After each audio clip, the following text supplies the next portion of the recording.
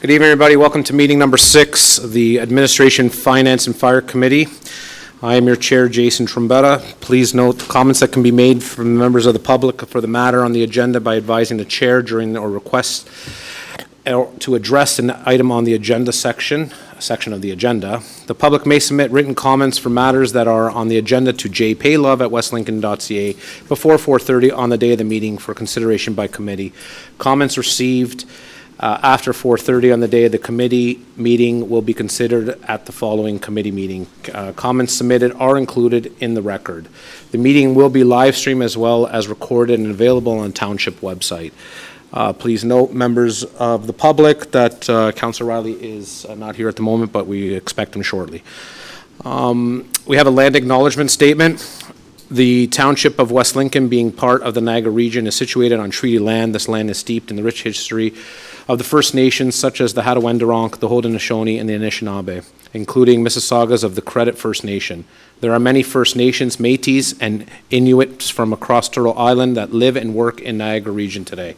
The Township of West Lincoln, as a part of the regional municipality of Niagara, stands with all Indigenous people, past and present, in promoting the wise stewardships on the land on which we live. Members of committee, are there any changes on orders of items on the agenda? Seeing none. Members of committee, is there any disclosure of peculiar interest or conflict of interest? Seeing none. We'll reach out to Kevin to see if there's anybody to request items on the agenda that are virtual. Not seeing any, Mr. Chair. Thank you, Kevin. Moving on to Section 7, consent agenda items. There are none. We'll go on to communications. Item A33-24, Niagara Pallet request for firework display at 2906 South Grimsby Road 8, September 20th, 2024. The recommendation that the request received by Mike Vrudevine on behalf of Niagara Pallet for the Victoria Fireworks to host the fireworks display on September 20th at 2024 at 2906 South Grimsby Road 8 in Smithville be approved. I need a mover for that, members of the committee. Councillor Riley, seconded by Councillor Bradrick. Comments or questions on this recommendation? I got Councillor Riley. Thank you, Mr. Chair. I just wanted to see clarity on something, so maybe through you to staff, maybe our clerk. So my understanding is that we had one not too long ago that had come to council, and I think we discussed, and maybe I just imagined this, but I thought we discussed the idea of staff coming back in the future with some suggestions on how we can delegate some of this stuff here, because this particular request is not anything outside the normal. This is a very reasonable request, well before the noise bylaw and any other bylaw there is. So through you, Mr. Chair, if I could just see clarity from the clerk, if that is my understanding is true, that you guys are going to come back with some kind of recommendation how we can delegate that authority to you guys within a reasonable scope, or did I misunderstand that? Through the chair, to Councillor Riley and to the rest of council, there was some discussion on some various other bylaws that were going to be discussed for delegations of authority, and currently right now the clerk's department is working on kind of a master list of delegated authority bylaws. That will be coming probably within the end of this year. Council will see that, and where staff has delegated authority to act on certain things, and we're certainly open to suggestions on how to streamline this process through whether that be administration or through the CAO.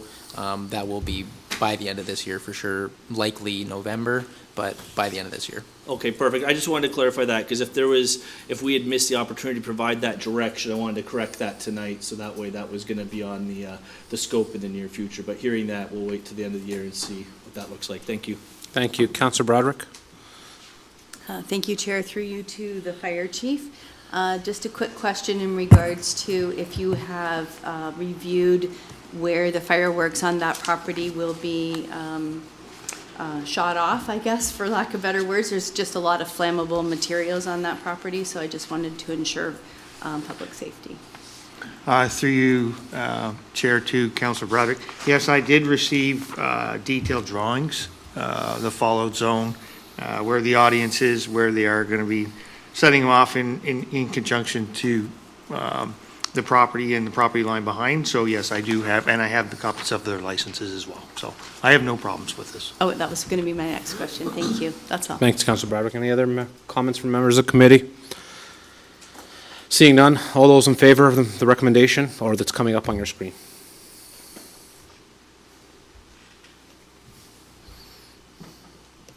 Almost went back to the old way.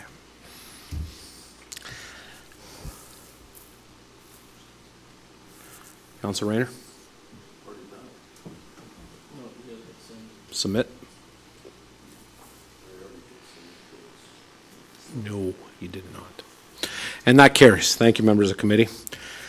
Moving on to staff reports, item A3424, Manager of Finance and Deputy Treasurer Caitlin Rapovs and Director of Finance Donna DeFilippis reads the Treasurer's Annual Statement for 2023 Development Charges. The recommendation that report T19-2024 dated September 16th, 2024 regarding the Treasurer's Annual Statement for 2023 development charges be received for information, and that this report and the accompanying schedules be available to the public on the Township's West Lincoln's website. I need a mover for this. Members of the committee, Councilor Chichuk, seconded by Mayor Ganan. Comments or questions? That is one? Yes, Okay. we're not rich. Okay. That's a comment or a question? No, it's a comment, Mr. Chair. I was looking at these statements for other municipalities only to learn that their parks development charges provides $90,000 per park from developers to enhance new development parks as they come on. And I guess the reason that I'm saying this is I certainly hope that there's no one, I know we weren't objected to, but our development charges are very reasonable. And Okay. I think no one should be angry if they were to look at municipalities around us and Neighboring see ones, yes. the level to which funding is given to other municipalities. Yep. That was it. Excellent. Thank you, Councilor Chichuk. Any other comments from members of the committee? Seeing none, vote will be in front of you.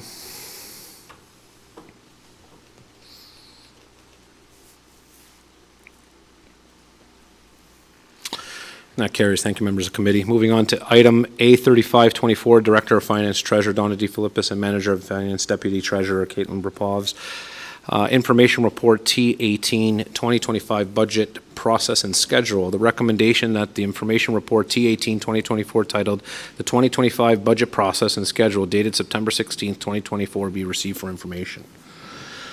I need a mover for that, members of the committee. Councilor Chichuk, seconded by Councilor Broderick. Comments or questions on the process and the budget? Mayor Ganan. Thank you, Mr. Chair. So just through you to Caitlin, are we planning to have any kind of a budget open house this year? I know that we have had them in the past, and then we didn't have one, and I just wondered with some of the complications of things coming up, whether that would have been given any thought. I don't need a final answer, just whether you're thinking about having that, please. Through the chair to Mayor Ganon. At this point in time, we do not have a budget open house scheduled. We do plan to have our annual budget survey launched in the fall of 2024 in order to garner public input regarding our budget process. And then, of course, all of the meetings are open to the public as well. But at this point, no open house is planned. So instead, since we don't have it again through you, Mr. Chair, and I don't have a problem with that, because not a lot of people came out anyway when we did have them. I'm just wondering about making sure that we really advertise fully and well in advance, that people will have an ability to have input into it. So that's good. Thank you. Yeah. Thank you. Thank you, Madam Mayor. Councilor Riley? Thank you, Mr. Chair. Through you back to Caitlin there. I think I'm going to echo the mayor's comments there. I think I would like staff to consider the idea of possibly bringing back the open house to see how it is. I think we're in a different climate. I think people want to be more engaged with that stuff, and just for transparency and also just for the educational point. So if staff can consider that review as they go forward and see how that could be useful or how that could work in your timeline, that would be great, because I know I have some constituents that would appreciate the opportunity, and I think it never hurts the more information we can provide out there, even if we only get half a dozen. You know what I mean? It's that step forward. Maybe next year we get a dozen and we build from there. So I hope that could be still in consideration at this point. Thank you. Thank you, Councilor Riley. Thank you, members of the committee. The vote will be in front of you.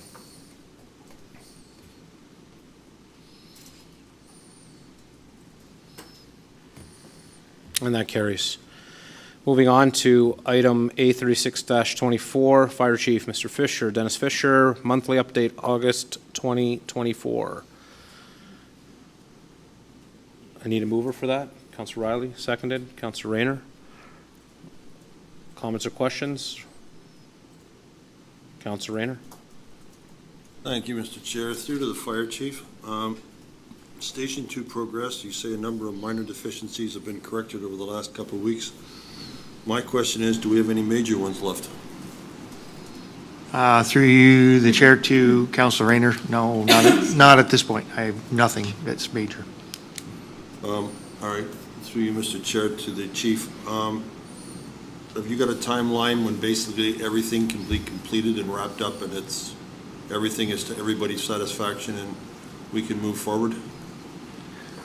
Through the chair to Councilor Rayner, I can't give you a specific timeline, but I can tell you that under the Construction Act, they have a year to finish the deficiencies legally.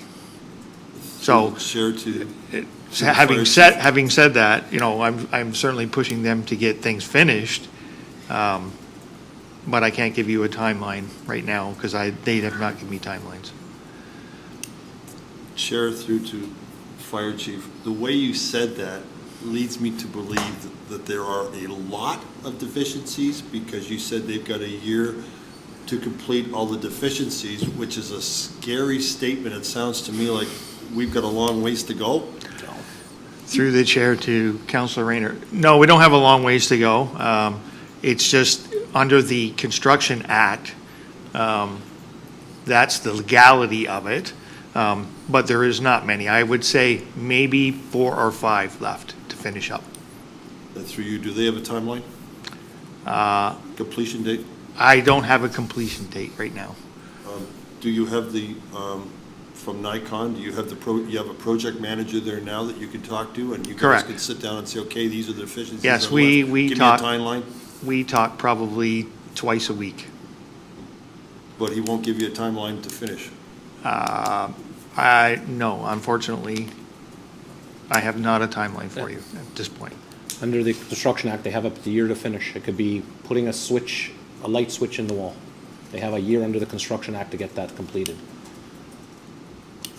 It's just under the Construction Act, because we do Mr. that. Chair, I understand that, but a good rapport between a contractor and a builder, and a person who's built, is you want to do it as quick as you can in order to please the customer so that you remain in good standing.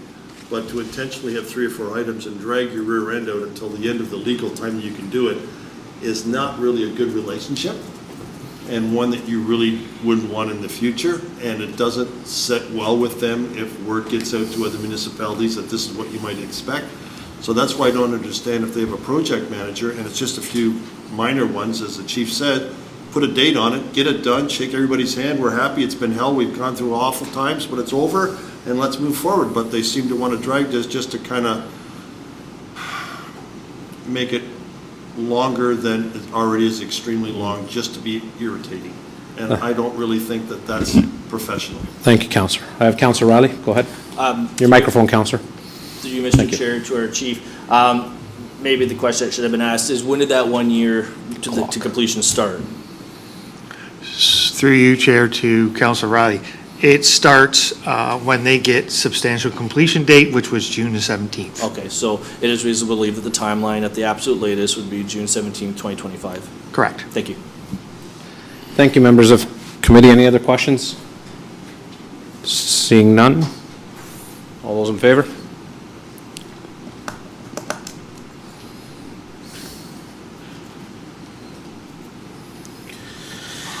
Okay.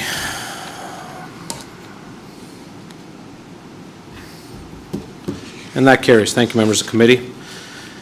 Moving on, item A37-24, Director of Legislative Services, Clerk Justin Paylev, Township Hours of Operation for Winter Break 2024. The recommendation reads that the report C05-2024 titled The Township Hours of Operation for the Winter Break 2024 dated September 16, 2024 be received, and that the following winter break operating schedule be approved.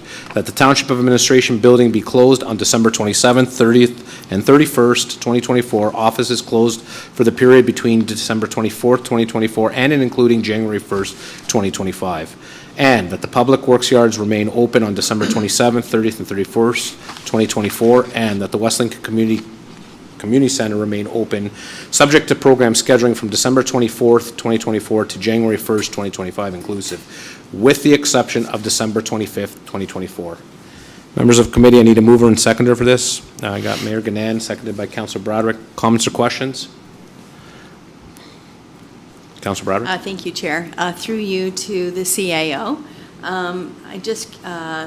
If you could let the public know, if there was an emergency during this time with the building closed, how is the rotation of responsibilities spread out so that senior management, I would assume, would be connected to some of these days, taking turns in some capacity? If you could let us know how that would play out.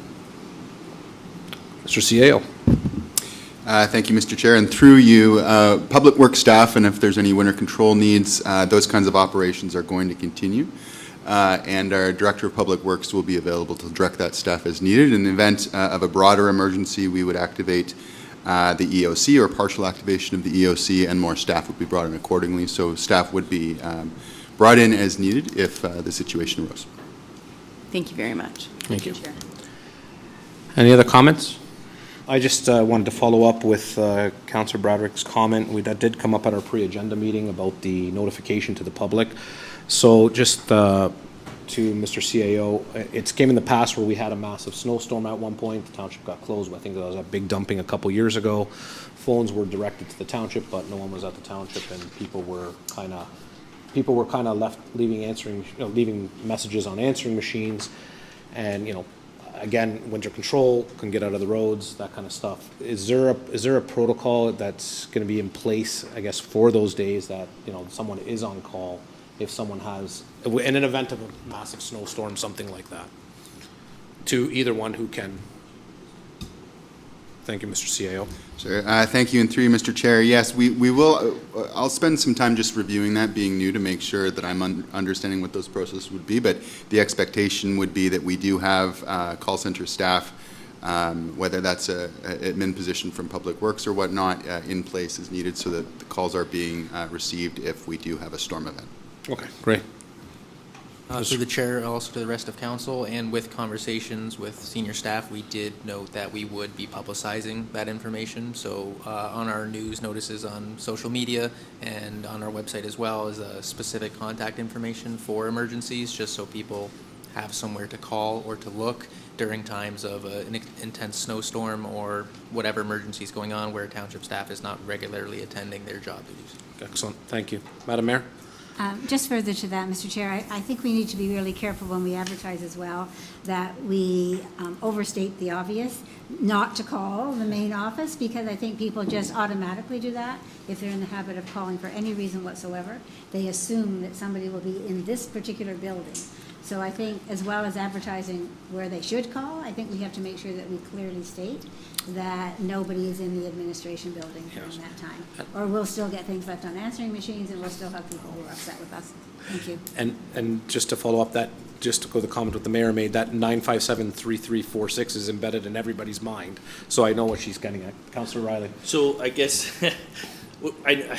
so through you, Mr. Chair, I think a lot of people instinctively will just call that number anyway. So I'm wondering, is there, and I don't know how this works logistically, is there a way to, I don't necessarily want to forward everything to Public Works because they're not, everybody calling for necessarily that reason, but is there a way to have that option come up relatively early during that period? So we were looking for more of the technical aspects. So should someone just by habit call the administration number, is there an ability to redirect them? I guess is my question, sorry. Mr. CAO. Thank you. Through you, Mr. Chair, what I think we could do is I'd like to sit down with Mr. DiPaolo, and I'd like to make sure that we have the procedure in writing and in place. After we can get that developed, then I can sit down and review it with the mayor, and we'll share with council what the procedure will be during the break. I saw Mr. DiPaolo, though, queuing on. Perhaps he has more to add. Mr. Director. Yeah, through the chair, whenever someone calls town hall, and we're closed here at town hall, the phones are supposed to go to regional dispatch, and then they get dispatched out to us for snow removal. We'll double check if that process is still in place, but that's the way it's been in the past. Whenever the town hall was closed, these phones get directed to regional dispatch, and then they triage it. But It sounds like, based on the chair's comments today, that's not happening, so we'll double check that. It didn't happen in the past. We as council, we did, but again, that was a real big event that we had that one winter. And, you know, a lot of councilors were getting called directly because a lot of messages weren't, and people were stuck in their streets. So I think that it needs to be, it needs to be reviewed with the CAO and Director DePaula. So I have Councillor Bradrick, and then I have Councillor Chichuk. Go ahead, Councillor Bradrick. Councillor Riley already stole my thunder. Okay, so then I'll move to Councillor Chichuk. Councillor Chichuk? Do you still have thunder? Well, he said thunder was taken, so I hope I didn't I take it. see. Actually, thunder was not taken, but my house shook that day Okay. with the thunder. But I guess really my thing was, if we are closed, remind me, if you could, through you, Mr. Chair, to whoever is properly can answer this, is if we close and say we're closing, Public Works would immediately go to time and a half or double time, or how does that work? If we say we're closed, anyone that has to come in will then qualify for double time, so we don't want a major event. But if it's triaged by the region, our trucks still have to go out on the road. All they do is take the call and give it to us. And it didn't sound like that was working last time, and I remember it. I remember it well. So Yes. what does it do as far as cost if we do close for that whole time? Director DePaula? If that's directed to you, or? Through the chair to Councillor Chichuk and the rest of the committee, I'll have to check the collective bargaining agreement on what the overtime is, but my understanding is we're open those 3 days, and staff come in, and we have someone on call, and they get compensated accordingly. They're just on regular time during the Christmas shutdown, and we have somebody on call that gets compensated accordingly. I just wonder if there was a major event. There was, the whole reason for worrying about when we were closed, Mr. Chair, was for exactly that. We needed a full staff if there was an emergency or a real problem. And there was, by closing, we incur immediate more cost if anybody's required to come in. And I just want to understand what this proposal suggests. Does that mean it will cost more, or will it cost the same, or will it cost less by taking this action? So I think, and I hear your points, Councillor Chichuk, I think there were some answers that are coming from members of committee here that we're going to have to get some answers back prior to those days, right? That was my suggestion, was that if this is a little ahead of its time, because we need to get clarity, as Mr. DePaula has pointed out, I think that probably a little bit premature, or it needs more information before we do this. Yeah, and so I don't know if we want to do a verbal, or do we need it in a motion, Mr. Clerk? No, I'll make the motion, Mr. Chair. You want a motion? Then that's fine. That, in the motion stating that, do you want to comment, Director, first? If you don't mind. Sure. Yeah, I just want to add, like, during the 3-day shutdown, it's in the collective bargaining agreement. Staff are forced to take holiday time. So there's, net cost there. And again, Public Works is the only operation that's really open, and they get paid regular time. So I don't know if that answers your question. No. It's just, I'm quite sure there's also, and I'm seeing with Councillor Chichuk, so we'll get some clarification on that. We'll get some clarification on the phoning system that needs to come back to members of committee, if possible. So I'm going to turn the conversation over to other members of the committee. We'll hold your motion at the moment, if that's okay, It needs a seconder anyway. It needs a seconder, but can we hold, I'll come back before that motion. You can maybe think about how to word it, because I think Councillor Riley had his hand up to speak, so. So, to you, Mr. Chair, I don't think this is anything this isn't part of the plan, meaning this is the time of year we normally get this request or this resolution or recommendation, is that Correct, yes. correct? Yep. Okay, and so, I guess, and then maybe the motion needs to come forward, actually, because I guess I'm a little confused what that motion looks like or is gonna sound like, so I know kind of how I feel about it, because I don't think there's anything abnormally being asked here, but I understand there's some concerns or, some further information other people are requiring, so I guess I would like to hear the motion so I can kind of figure out what that is, because I don't think there's anything that's being requested that hasn't been requested before, so I don't really understand what the concern or hesitation The would be. one issue is because we were with the With the phone, but I think that's, like, I don't think that actually impacts this resolution. No. That is more of a clerical slash clarity issue that we're trying to seek a better understanding to ensure that we have the right things in place that ensures a streamlined process so that people get the information or the emergency help that they require. I Yeah. don't think that actually hinders this in any capacity. And I don't think members of committee are not going to be, we can maybe pass this motion with an amendment. I don't think that could be,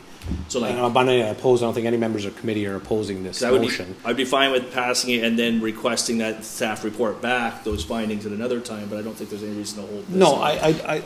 I don't know, but I'll listen, we'll refer back to Counselor, sorry, I'm going to go more conversation, then I'll refer back to Counselor Chichek, and then we can go with what the thought process is there. Okay, thank you. Madam Mayor. Thank you, Mr. Chair. Pardon me. I think where the confusion has to do with the township office, the administration office, which is closed for that extended period of time. And it's my understanding that several of those days, of course, are statutory holiday time. And the others are time that staff, if I could get verification from either the clerk or the CAO, where they take 1 or 2 or 3, whatever holidays to sort of bridge that so that staff are off. The complication comes when we're talking about the snowstorm issue, and that's because people tend to call this main office because that's what they're used to calling, and nobody will be in the main office. So I think it will be simplified when we just find out exactly where we're going to tell people to call, and in the event of a major snowstorm or a public works issue of some other sort. But public works, clearly, if we look at the B section of number 2, you know, that yard is open on those other days that the support staff in the administration offices are taking as vacation time. So it's 3 separate things, actually, because the community center, of course, is Part C. So the biggest problem, and what started this whole discussion, as far as I can tell, is that it's the Township Administration Building that's closed for that entirety of a week and a half. Correct. Because of the stat days that are in They're there, off. and because of their holidays.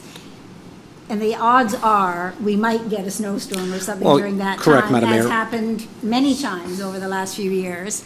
And it is the administration offices that they call. Correct. So as soon as we get that telephone business clarified, then the rest of it should just fall into place. Because It'll be very normal. they are off Monday, the 23rd, and returning back to work on January 2nd is the administration office.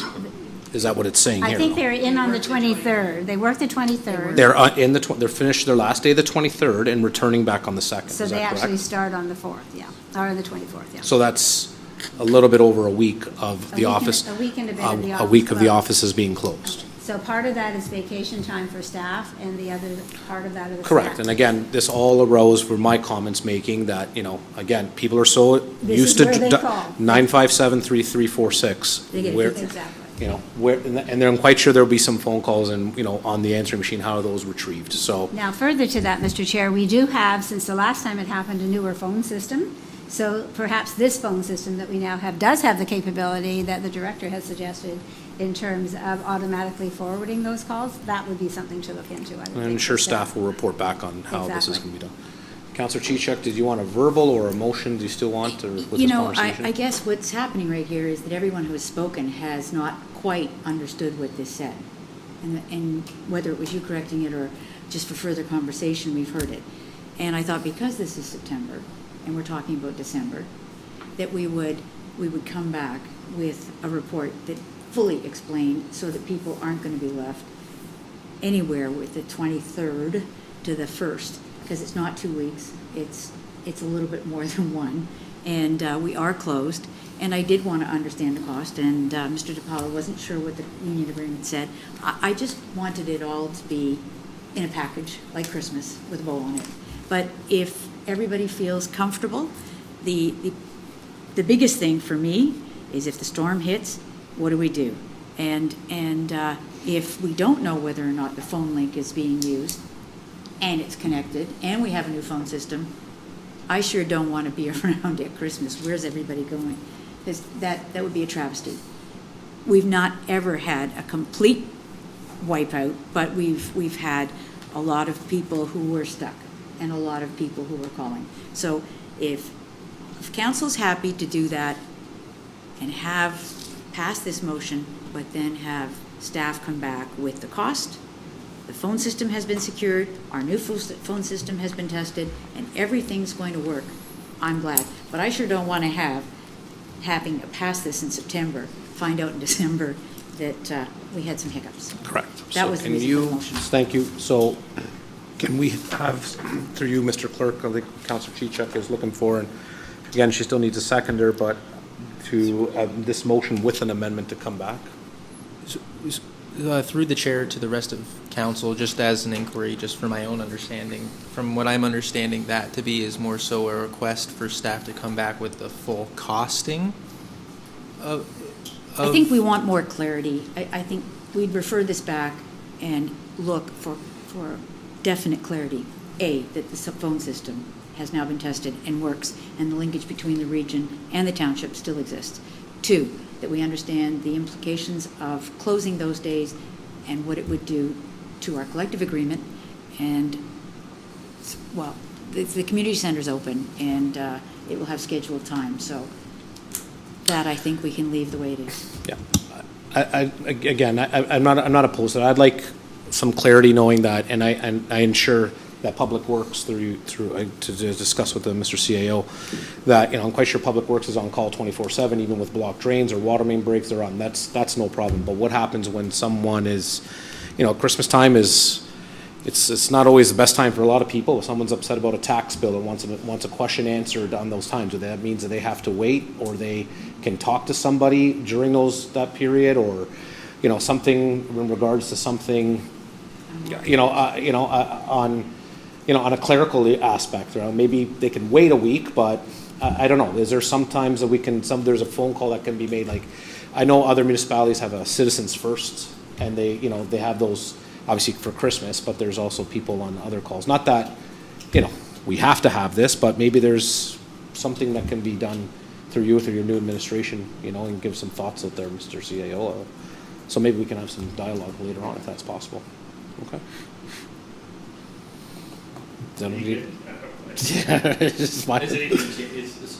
Nothing's changing with the, nothing is changing, nothing, like you said, come back to you, nothing has changed. I don't think anybody on council is opposed to the dates here. It's just, We're just waiting for the information to come back. wait for the another information to time. come back. We'll vote so. on this, and then. We'll the vote on this, expectation. and then the information to come back afterwards. So I can see nobody's opposed to the dates here, so. Mr. Clerk?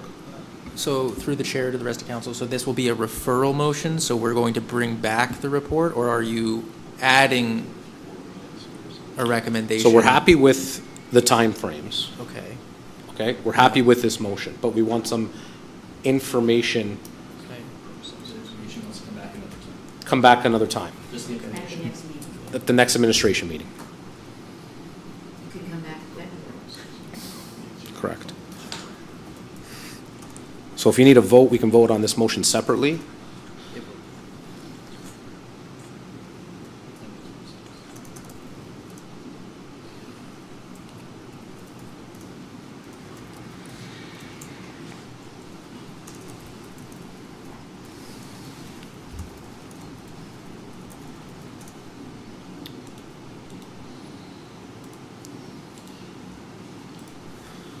So this will be an amending motion that will require a seconder, but I'm just going to read it for Councillor Chichok Correct. and the rest of council to ensure that it is accurate to the wishes of council. So that administration return with a report to a future committee meeting that provides further clarity on the emergency phone system and the full cost of the closure. Was that the entirety of the concern, or was there more baked into that?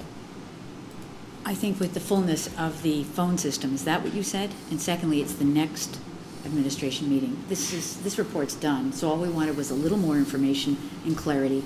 So we don't want it to come to a future one, next admin. I don't want to be told in December that council held up the report that allowed for this to happen. Yeah. So it has to be the next one. Yeah, so this will be an amending motion, not a referral motion, and Absolutely. So the way it starts, so that administration return with a report. So that would be a different report to a future committee meeting. So these resolutions would pass, so the closure dates would pass.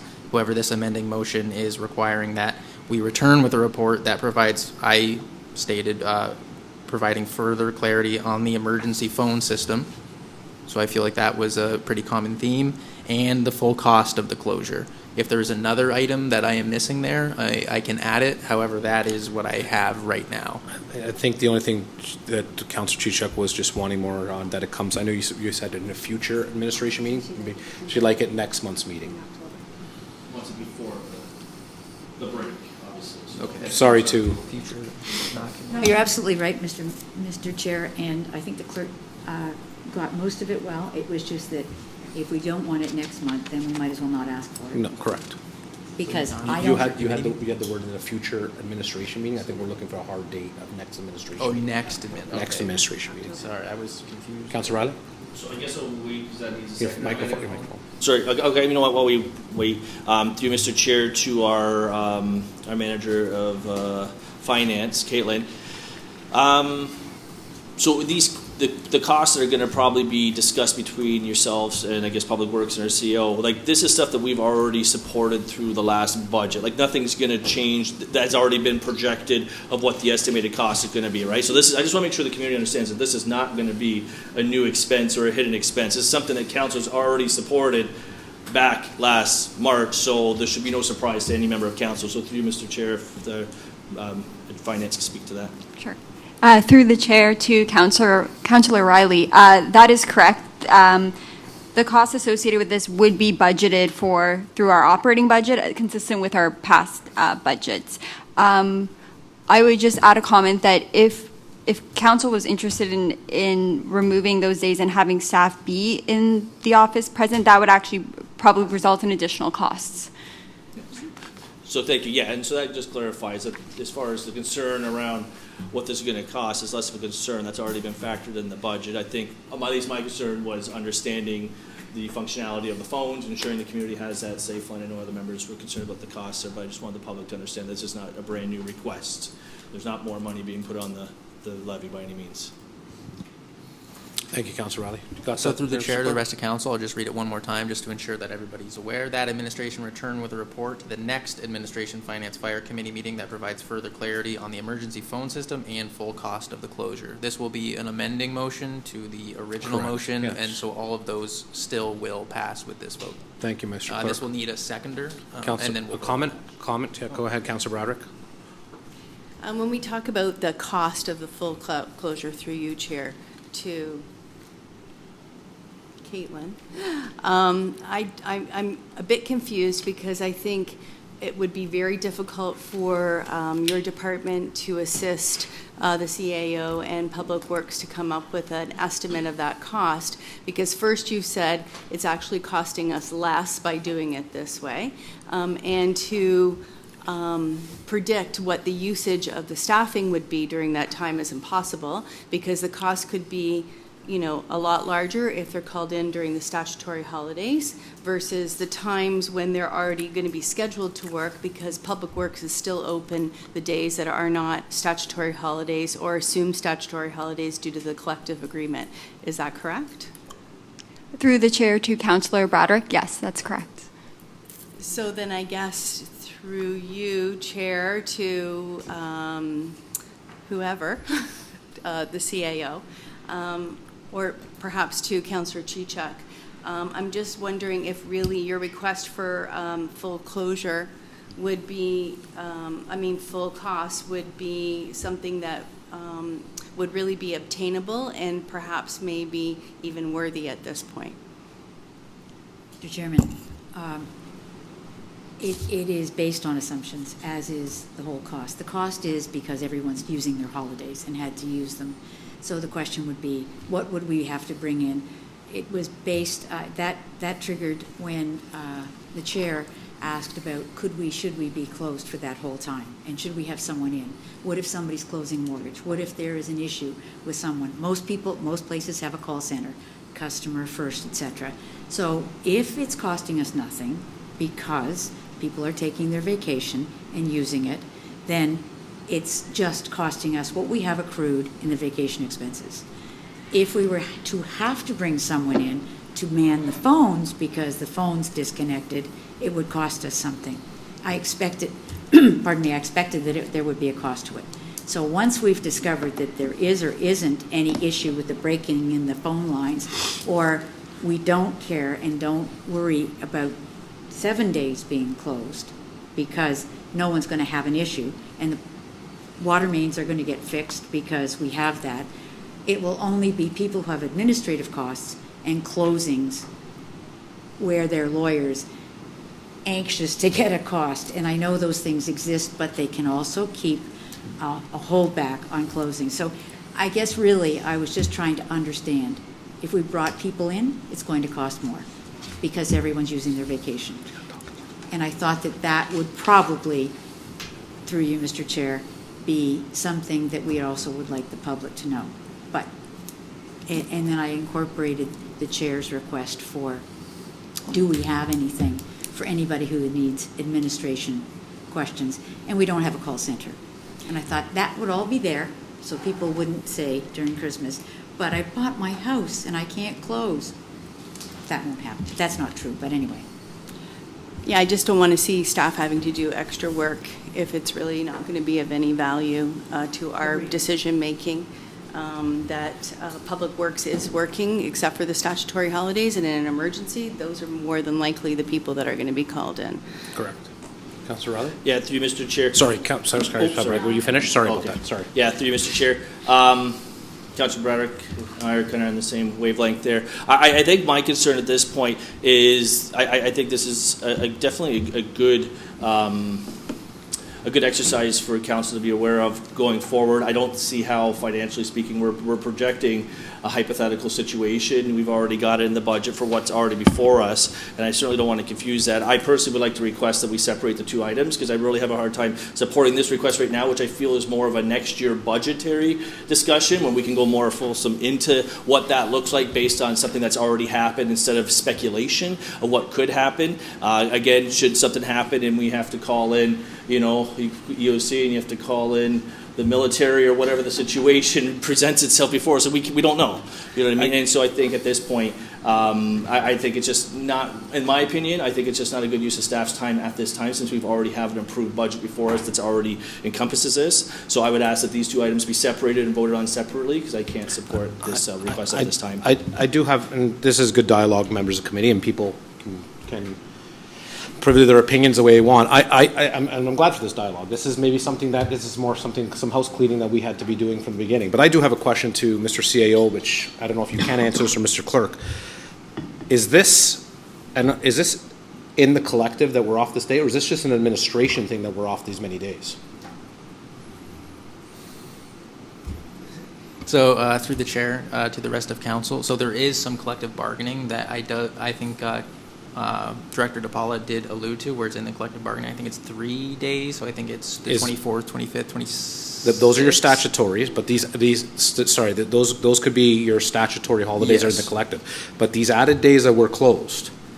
I don't believe so. Maybe. So this is an administration thing why we're closed. Yes. Thank you. I think operationally, I think in the report, it did mention, through the chair to the rest of council, that township, at least the administration building, sees very little social interaction from people coming in. And I think historically, it's just been kind of accepted that we close through those 7 days due to. And this is where maybe I want some more information to come back as myself. Are all staff enforced to take their holidays on those 3 days? Or some staff working from home? These are just questions that I think we need some clarity on, because again, you guys, as you all know, I do work for municipality. All we get is the 25th, 26th, and New Year's Day. We have nothing else closed in between that. So, and if we decide to take that time off, we use our holiday days. Now, this is an administrative thing where we are, closed, right? So, again, this is something that I wanted to find out from the beginning, and I had these discussions a little bit at our pre-agenda meeting. So, again, I don't have a problem coming back with some information. Again, maybe the CAO would like to put his stamp on something new. This is, he's inherited this, and maybe there's ways of, he wants maybe some more clarity around it himself. So I don't think it's bad for us as a committee to get some more clarification on this. I don't see us changing anything budget-wise. I just think more information to come back on this information instead of us all picking this up tonight. So I'll turn it back. I see more hands raising up, so I'll go to you, Councillor Riley. Go ahead. Okay, and again, it's just for clarity through Mr. Chair. 2 of those 7 days or 8 days or whatever are also Saturday, Sunday. So we wouldn't have been open anyways. So Correct. sometimes some of that stuff gets lost in there. So if you got the 3 stat days in those 2 days, just kind of keep that in mind.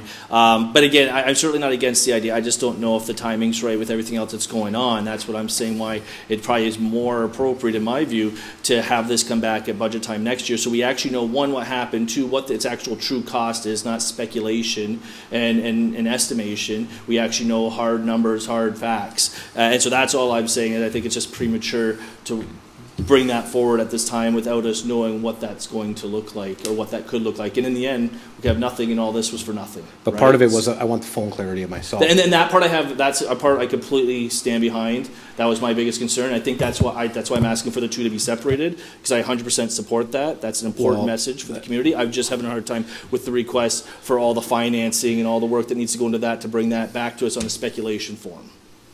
So that's why I like those 2 separated.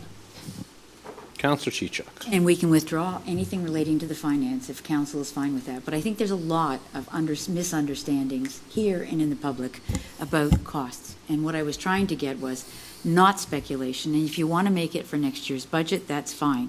The cost is the cost. If we had to bring 2 people in for 1 day or 3 days, then it would cost, who would we bring in? And we could have an understanding of the cost that is there when we give people time off where they're using vacation. But you know what? Let's put it over to next year's budget. It'll be what it'll be. If there's a snowstorm, that's fine. We'll know what the cost is, because they'll be able to tell us who they brought in besides Public Works. So we're looking for the phone. Does it work? If it doesn't, we have a problem, and it'll cost, because we'll need someone here, or they better fix it. And then we will talk about all of the cost stuff in budget. As to what your questions are, Mr. Chair, that will take additional wording for a motion.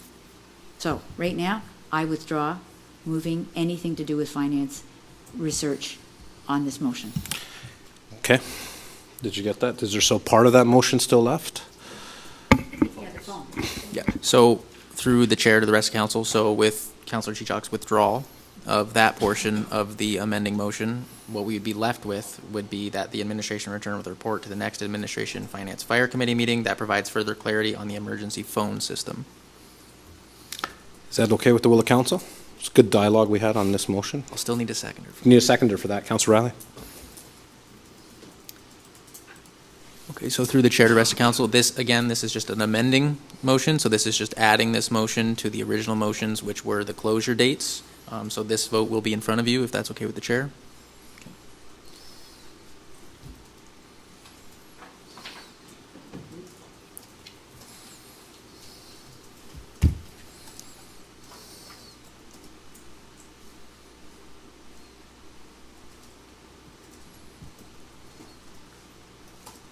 Waiting for Councillor Chichok.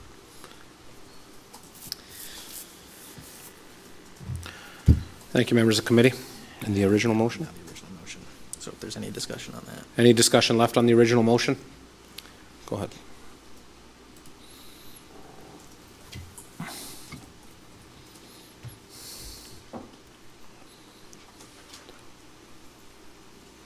Who's left? Just you, Councillor Chichok.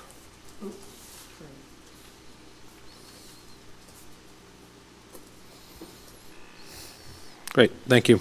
Good dialogue, members of the committee. Moving on for some more dialogue.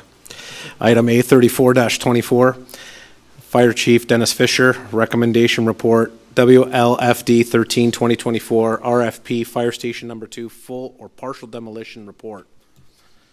Recommendation that report WLFD 13-2024 regarding RFP Station Number 2, full or partial demolition report dated September 16th, 2024, be received, and that council accept the RFP submission by York One Demolition and approve option A in the amount of $78,400 plus HST, and that a bylaw be passed to authorize the mayor and clerk to enter into an agreement with York One Demolition. I need a mover for this. Councillor Riley, seconder. Councillor Rayner, comments or questions? Councillor Rayner. Thank you, Mr. Chair. Back to Station 2 again. this building has come up in the past and the discussions were that it could be used for other purposes. But I have concerns with regards to that. To me, number one, that building should have been taken down and the new building should have been put on that spot with the doors facing the right way and a composite building put on the side to hold the trucks for the winter, and then we would have had a building designed for the weather conditions out there for the next 70 years. Unfortunately, we don't have that, and that could cause a lot of trouble in a major storm down the road, and I am very concerned about that. However, that's the one factor. The second factor is that the premise that we did, and back when I was first elected in 2003, my objective was to get a new fire hall in Caister Center. And I continually pushed and pushed over the years for it. It finally got on the capital budget, but it kept getting deferred. So finally we have it now, and the premise was that the existing building was not adequate. It needed a lot of work. It always needed to be maintained. It was not originally designed as a fire hall. It was a public works yard. They've made the best they could out of it, done a great job. We've got a lot of usage out of it, but it's tired, it's run down, it's done, and it needs to be replaced. So to me, to go to the taxpayers and say, well, we have kind of a second thought, maybe we should keep part of this building, and they're going to say, well, that was the premise you had for tearing it down and building a new one in the first place, so why did you build a new one if you really want to use the old one? So I come back to the thought that, in my mind, we made a decision to build a new building, and the old one should come down. Unfortunately, I wish it was built where that one is, but it's not. But the fact that it is an old building, down the road, regardless how long we keep it, there is going to be associated maintenance cost of upkeep, regardless. We know it, all old buildings, and this is since 1959, so this is not a new building by any stretch of the imagination. And even if it is utilized for the purposes that the fire department wants it, it's going to have to be maintained, it's going to have to be looked after, and it's going to be a cost. It's going to come across the budget every year for maintenance. So we're getting ourselves into a fix-it-all-the-time situation with the idea of building a new building, tearing down the old one that was a maintenance cost, and getting rid of the problem, and having a new building that we don't have to spend money on for hopefully a long time. So I can't get past the fact, in my mind, I feel that option A is not an option. The other thing with regards to the cost, it's almost $30,000 cheaper to tear the whole thing down than it is to keep part of it up. So even cost-wise on this nearly $4 million project, it costs less to get rid of the eyesore and the potential costs of keeping what's left of it operational than it would be to spend $78,000 and keep part of it. So my feeling, Mr. Chair, is that option A is not the option that I would prefer as a resident of Caister, as the longest running councillor that's pushed for the new fire hall. Let's get rid of the old and let's work with the new. And as the fire hall in town has not got an extra building for training and all the rest of the purposes, I'm sure they can get by in a new building with the fact that they don't need one out there either. And we just get rid of the eyesore and clean up the place and make it look nicer. Okay, thank you. We know your position on that recommendation. Thank you, Councillor Rayner. I'm going to go around the horseshoe because I think everybody's going to want to speak, so I'll go to Councillor Chichuk next. Thank you, Mr. Chair. I would say that I echo a number of the things that Councillor Rayner was saying. I also, I'm a little perplexed that this is asking for the removal of the building but doesn't speak to the top coat of asphalt, which was a whole contentious issue a number of months ago, as it was never, this demolition and the top coat of asphalt had to be altered from the original budget. Thirdly, we say that it's within the budget, but the budget was increased 2 or 3 times during COVID, albeit there was increased costs because of COVID-related costs, but we have a surplus left over, and we all knew that by omission, innocent omission, the demolition was not included in the original, so the plan was to demolish the building. So I worry about the life expectancy of the residual building because it is not to be heated and it does have structural walls that that may need repair, will need a repair like any block building. And if there is a reduced cost to taking away the whole building, why not take the building down, make the site look as it should for a building that now costs $3-something million? My colleague tells me it's 3.9. I'm not sure if that's correct, but it's in the neighborhood. And then we could look at, my understanding at the visit I had to the new station was that it is a terrible eyesore, I pass it every day, but was that they needed some place to put some equipment, and that a container, a sea container would do, and there was a way to make the facade look more in keeping with the new building. So if that's what would happen, once we have the building down and the final asphalt, we're at a stage where the final asphalt can go down, we can talk about something portable that has a life expectancy of longer than a building that's a number of years old that will need maintenance over the next number of years. So I'm a little disappointed in this report in that the life expectancy of the residual building and the cost of maintaining it isn't in the report. I would like to see us close on the RFP, the deficiencies, as well as doing what we said we were going to do on the site, putting in the top coat of asphalt, and then looking at a separate and distinct exercise of doing, in the proper budgeted way, the facility that I understand the chief's request. I understand the fire, that we have volunteer firefighters, and I'm only saying this because I don't want anybody to think that we're out against the fire department. But the proper process would be, let's close this whole capital cost that is higher than we thought, and let's then do a training facility, which is either on that site or somewhere else, and we know the true cost of it, and something that will last, and something that is in keeping with the budget process. So, oh, by the way, so you got the 3.9. It would be that I would look at option B, the full demolition, but I also want to understand why we have not done the top coat of asphalt.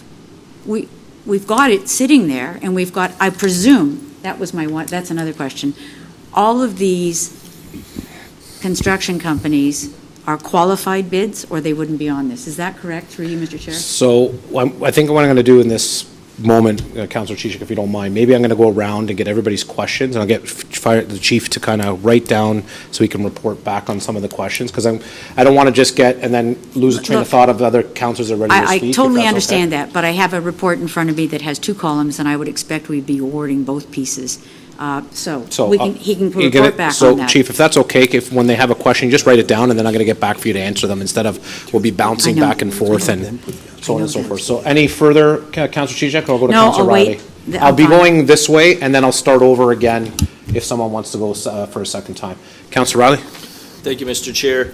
And I guess just procedurally through you, I guess a little toward here. I hear what my colleagues are saying, and I know that, what I'm going to state here in no way is indicating that they feel differently. From my point of view, we have a request here from our firefighters in an industry where minutes and seconds matter, and anything that can contribute to training, improving our local heroes and their skills and abilities shouldn't be disregarded just because of a few dollars and cents here. We heard one suggestion is possibly revisiting this idea of what a building like that or facility like that could look like in the near future. And from our experience with this building, that started off around $1.2 million, ended up at 3.9 minus $140 some odd $1,000. Like, we're talking about $1 million investment down the road. And so right now we're looking at it being around $78,000. So I guess I'm having a hard time understanding why this is even on the table. I feel like this seems like a win for the community. I think it's a win for our local heroes. I think it's the least we can do. Yeah, things didn't go smoothly with the fire station too as well as we would have liked, but we also weren't expecting to live through a pandemic and all the complications that everybody experienced with costs of supplies going up from there. I think this could be such an important tool. So one of my questions for the fire chief to answer when you're ready for him to respond to all members of council is, I guess, understanding if this just request if would there be some kind of capital proposal in the future to have some kind of similar training facility to continue with the training that the firefighters are currently undergoing. I know this doesn't cover all their training, but this is being advertised as it will contribute to some of their training. And if that is something that they're going to be considering down the road, then I think we seriously need to consider this tonight, because to me, I'd much rather see us spend $80,000 and understand what the yearly maintenance cost of that's going to be. But I assure you, it's not going to cost us over $1 million a year to maintain it. But if we go and get $1 million building, let's say 5-10 years down the road, we might have just shot ourselves in the foot when we could have got it for a fraction of the price. So that would be my request to hear back, and I'm sure it will spawn more questions, but I just wanted to put that out there that I think we should be seriously considering supporting this tonight. Thank you, Councillor Riley. Mayor Ganan? So thank you, Mr. Chair. I have a couple of thoughts on this as well, and I will confess that part of it has to do with the fact that I was an educator for a very long time. The firefighters had a lot of input into the design of the building. That was told to us over and over through COVID, that they all had input, had an opportunity to talk about what they wanted. When we toured the building, we actually heard the firefighters really wanted this exercise room because, and the firefighters really wanted something else because. I sort of question why, if this was so important, it wasn't included in the original plans. Not only was demolition not included, but the thought of keeping those 2 bays was not ever discussed. And I find that problematic. So is it just something that came up later on? Is it just something that nobody thought of? And yet I find it hard to believe that if it's really, really important to them, that nobody thought of it when all of the planning was being done. This didn't just happen in the last 2 years. This is an ongoing project that people have been thinking about and planning and giving thought to for a period of time. And long before, actually, Councillor Rayner was talking about it, we know it was in the mind of the council of the day that at some point in time there would be a new fire hall there. So at no time along the way was that ever really discussed until we were already in the midst of this, and we doubled in cost, and suddenly it was another thought that, wow, maybe we could use those 2 bays. I have of the opinion that it should be down. I think we need to take it down. I think we need to clear it off. There is a wonderful, wonderful training center that all of the stations locally are to use at the top of Grimsby Mountain. The point that I got from the report is that the firefighters would think that they would save, and I don't dispute that, save time by not setting up and putting down their equipment. But that can be done that way. It's things to crawl under and things to go around, and all of those kinds of things they would do anyway, whether we say keep those 2 bays or not. I do agree about the fact that I think it's going to end up costing us a great deal of money over time to keep those 2 bays. First of all, the outside would need to be fixed so that it looked appropriately placed and it doesn't take away from this wonderful new building that they do have. Secondly, it's going to require some additional work inside and out. We've seen that. The cement blocks are very, very old. If there's no heat at all, there's going to be some crumbling factor. I think there's much more ahead if we decide to proceed with this. Nothing to do with whether it's a little bit less or a little bit more in my mind for taking it down. I just think the original intent was that it should come down. And I think we should stick with that, because I think that the thinking and the ideas behind what this would be used for was kind of a last-minute add-on. And that didn't sit well with me at the time, and it still doesn't sit well with me. So thank you. Great. Thank you, Madam Mayor. Councillor Broderick? Thank you, Chair. So just to kind of jump on Councillor Riley's point about it, another 80,000. It's actually only 30,000 because it's a difference between the two. And I have a question through you, Chair, to the fire chief. Is the difference in the pricing, the one being higher than the other, the one of us, is it due to the remediation costs? And if so, what does that look like? So I'm going to get him to hold the questions, like I said, sorry, Councillor Broderick. I didn't hear that. I apologize. Yeah. So if anyone want to get him his questions, then I'm going to get him to answer back all the questions, if that's okay. So that's a question that I have is, Okay. Why is the difference in price, and is that due to the remediation? Okay. And that's all I have. Okay. Chief, do you want the floor?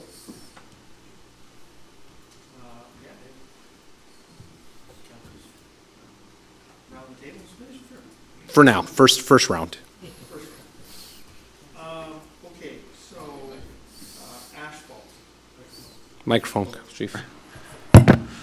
Okay, speaking on asphalt, in June 17th of this year, Public Works brought in a hot mix spot repair program tender authorization, which the fire service piggybacked up on asphalt to see if we could get a better price.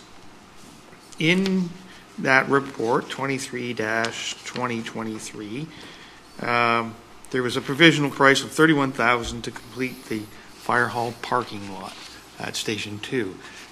That's the number that you will see in the asphalt paving cost. As far as paving the asphalt, that has already been passed and carried by council back in June of this year. So hopefully I've answered you that question. As far as the training facility, yeah, it is nice that we don't have to set up and tear down, and you know, one of the things is that we got to take trucks. We are using the GRTC facility at the top of Grimsby Mountain. That's a cost of $750 a day. So we're running there about 4 times a year right now. So you're at about $3,000 in costs. And as far as you know, we're taking trucks out of your municipality, right? So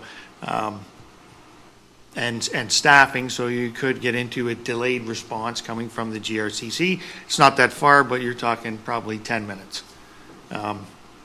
So you got a little bit of delayed response there. And, you know, for our facility here, the last 2 bays, yeah, you're correct, there's going to be no heat, no hydro. There'll be no utility costs, I guess you would say. As far as the remediation, as Councillor Bradrick stated, the cost is a little bit higher only because of the cost of remediation. So when they tear down and keep the last 2 bays, they have to remediate that side that's on the outside wall. And they have to recap the metal flashing on the top, which we are getting them to save it when they tear down the rest of the building to use it on that side. So there is a little bit of cost extra in the partial, only because they got to remediate that one wall that's on the inside. So hopefully that gives you some answers to what you're looking for. I got a few comments I'd like to make. I don't know where I'm at this. Chief, just one question. I guess I could have said it, but I wanted the committee to talk. What's the time frame for this decision that you need? Unfortunately, because the asphalt plants close in November, shortly would be sooner rather than later, let's put it that way. Well, it's Because then if you don't get in before, if you don't get it down before the end of October, then your asphalt's not going to get laid till the spring of 2025. Yeah. Because of the asphalt plant being closed.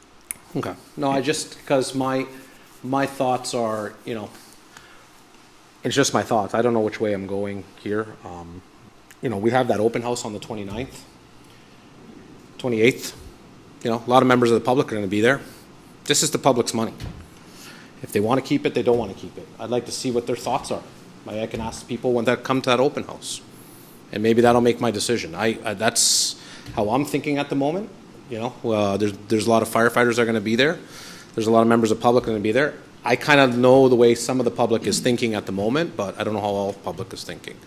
So, again, that's just my comment at the moment. But, you know, I was just thinking if a decision doesn't have to be made tonight, can it be made next month? But there's members of council that can say yes tonight. So I'll turn it back to members of the committee. Go ahead, Councillor Rayner. We'll go from horseshoe, sorry, the 2 R's. We'll go start from the right to the left again. I understand what you said, Mr. Chair, but as the chief said, if you want to get that asphalt work done, you haven't got time to have the meeting on Saturday and then bring this up next month, because next month is too late. It's all weather dependent. I'm in the business. So, is that correct? Meeting another month from now would not be in the best interest of getting this done this year, correct? Through you, Chair, to Councillor Rayner. I'm just thinking of timelines. If you want, if the council's wishes to wait till after the open house on the 28th, you'd be cutting it close. Is that demolition and everything to pave? Like this is your timeframes in October? Yeah, so, Because it's got to be ratified at council too, right? yeah, So we are so I approaching. think my thought process would be the mayor would have to call a special council meeting just to deal with that after the 28th. I just gave a comment how I feel. Like, you guys can decide how you guys want. I just giving you how I feel, so I'm entitled to that. Councilor Rayner. Well, that's what I've said. So anyways, you know my thoughts on it with regards to the building, and I think, Mr. Chair, we should just put it up to the vote then, and if it goes through, then he's got the timeline. If it doesn't, then we either take option A or you do your choice. I want to hear from members of council if they want my choice. I'm just throwing that out there. That was my I opinion. understand what you're saying, but as the chief said, you don't have time for that right now. So, and the other thing is, as I said, when we knocked on doors and everything, it was to replace that. And as the mayor so eloquently said, nobody talked about that building being saved. We had already wrote that building off because we were building a new one. And later, some ideas came up that, well, maybe we could use it. But it certainly wasn't in any of the mix at the beginning, in any way, shape, or form about that building. That building was being replaced. And that's exactly what we've done with it. And that, to me, should be the decision that we should continue with, because that was the premise to which we just spent $50,000 shy of $4 million. Thank you, Mr. Chair. Councilor Chicha.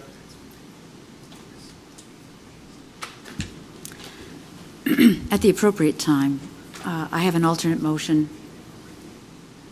that I will trouble you with. Sorry, I was getting some clarification. There's two from the ways we clerks. can handle this tonight. We can have the motion put forward by staff fail, and we could go then to another motion, or we could put forward a second motion. So I'm at your hands, Mr. Chair. Oh. There you go. I thought I'd throw this one at you as well. I So think that tonight we've learned some things, but we seem to learn along the path of these things. I guess all of council was shocked back when this process did not have everything included in it, and we did that in this term of council. I don't know about the two increases that occurred, but I would have to say that they happened because of COVID. So it's nobody's fault, and that's not what we're looking at. And our firefighters want to be trained, but yet, as has been said already, it wasn't as big an issue as the items that needed to be included in the fire hall. I guess in my head, I'm saying, like others have said, the fire hall was there. It was supposed to replace the one that was there. Never in the budget process, which has a priority setting in it, where we decide what we will allow to go forward. And in the budget last year, I know there was considerable amount of discussion about another truck, and the truck went from 50 to 80 to 90. So we've tried to support the firefighters. We have, and that's exactly what we want to do. There's never, ever should be an opportunity for risk to occur. But just in rough calculations, I'm in beyond 8 years of costing at Grimsby for us to take a first class training center to be used by our guys. And I'm truly worried now that if we're taking a truck over to Grimsby and we have reciprocal aid, that we would ever put our community at risk or our firefighters at risk to go to Grimsby to be trained 4 times a year. That troubles me. And now I have a worse trouble than this whole issue. But I cannot, in all good conscience, if we need a fire training center in this community, ask those men to go into something where we're taking the trim off the old building and putting it on to recap the remainder of the building. That's not what we need if we want a fire training center. if you look at a fire training center, and I applaud the chief for wanting to do that here, have a training center, but let's talk about what it really is. Do we want something that's a makeshift that was supposed to be torn down, where they can do it, and in 5 years it will not be good? Or do we want to look at sending them to a first-class fire hall and understanding that there will be no one at risk if there's a truck taken out of action? 10 minutes. Are we not getting that from Pelham or Hamilton? Can we not stick that in? That troubles me, greatly troubles me, because a truck could be out of commission, or the firefighters might not get there because of a snowstorm or whatever, and you're telling me that we are at risk? So that worries me more. Secondly is the budget thing, and I think that secondly is the fact that we never heard from a firefighter that they needed that more than anything. They needed the new station. And thirdly is, in a budget process like ours, we have to make tough decisions on what goes forward to spend the money. So I don't think that because there's money left over in the budget, that would normally go back into the reserve that it was coming from, or to the fire to reduce the levy if that was where it was coming from. So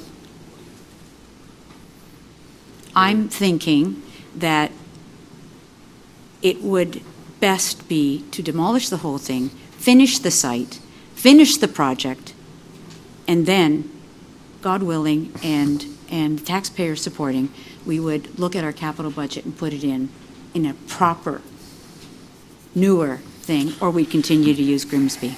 Thank you. Thank you, Councillor Chichik. Councillor Riley? Thank you, Mr. Chair. I guess the first thing I'll say is I would ask that we would vote on the motion before us, and should it fail, then take the next steps appropriately for that. I think, again, and as I don't want to repeat myself too much or at all, but it's hard not to. But in an industry where minutes and seconds count, I honestly still look at this as Councillor Braddock was so kindly pointed out there, we're really talking about a difference of $30,000 versus a potentially multi-million-dollar building down the road. If we get 2-3 years out of this, and we have to pay another $50,000 to demolish the rest of that, I still see some value in that. I think this again is a creative idea from staff and the fire department to recognize this. I get this wasn't part of the original vision, but that's the thing about vision. Sometimes different ideas come in at different times, and it could be for the greater good of the community. At the end of the day, is there really a wrong decision here? I don't think so. I think everyone has the best interest of the community. I believe majority of my constituents would support the idea that their firefighters are able to train locally, reduce that risk, but even just having that extra flexibility to ensure that they're they have that availability close to home, and they're getting that extra training where they can. For what few dollars we might save, not having to go to Grimsby and not having to risk there being a potential situation where a truck may be at a service temporarily. I think for the $30,000 difference here, I think it would be a shame to pass this up. Now, I will say, taking a little step back there, when we had the community center come into, I came in 2018, and one of the first things on my plate, of all of our plates, was bringing in the community center. And one of the things that had come forward was reviewing and revisiting, could we save the previous arena? You know what I mean? And it was a little bit political at that point too, and we did look into what that would cost, if there's some variation of it could be saved, and then we decided it just wasn't worth it. I think in this situation, we're not saving the whole building.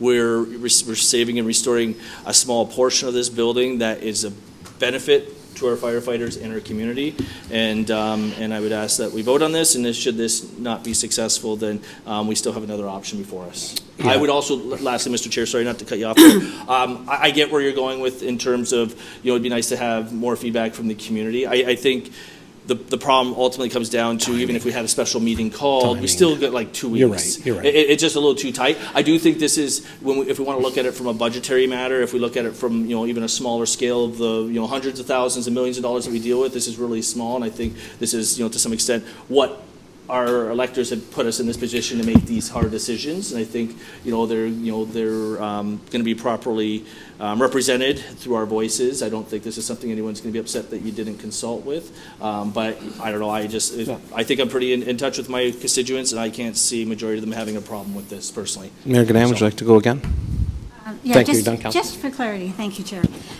So, Chief, just for clarity purposes, you alluded to the fact that 4 times a year, $700, $3,000, about $3,000 for firefighters. Does this mean that if this building were to be kept, that we would not be going anymore to the Grimsby Training Center? I think that's a misconception. I think that's something that perhaps some members of council might be thinking, maybe some members of the public might be thinking. But this building is not going to replace that for both squads. Is that correct? Through you, Chair, to Mayor Ganan. The times that we would use the GRCT Center would be to do live fire training, and that would be for new recruits to pass their exam. So there will not be, if we were to save those 2 bays, we would not be sending the crews at all, other than new recruits, to go to the training center? For live fire training. But we would- still would be sending them for other types of training? Maybe a little bit of high angle, but we're not into doing high angle rescue. So what do they go for now? Just live fire training? Just live fire training, correct. So this is not going to save that, though? Like that? No, just for new So it's like recruits. apples and oranges, right? Just for new It's a training, recruits. but it's not the same kind of training. To do some live fire training, we can't do live fire training with the facility we have in our old building. Exactly. Absolutely not. So we have to go to the GRTC to do live fire training. We have our own equipment to make similar not live scenarios, but smoke scenarios in that facility, in our 2 bays that we do now. Firefighter survival, certain rescue. We don't necessarily have to go and use the GRTC because we can do it there. Good, but But we cannot do live fire training. So I understand that, and I think now perhaps maybe my colleagues understand that.